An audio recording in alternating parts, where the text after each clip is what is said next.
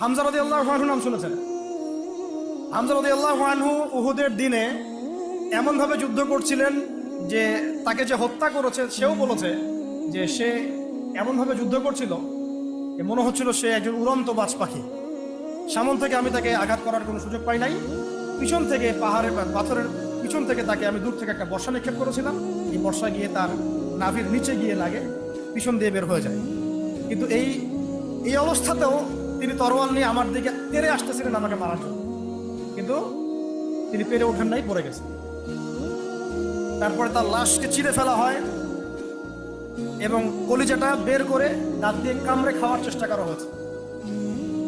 হামজা রাদিয়াল্লাহু আনহু ছিলেন বদর যুদ্ধের সবচেয়ে শ্রেষ্ঠ সাহাবী, বীর সাহাবী, যার হাতে অনেক কাফের মারা গেছে।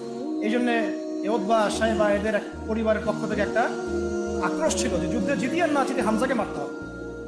এই জন্য ওয়াহশী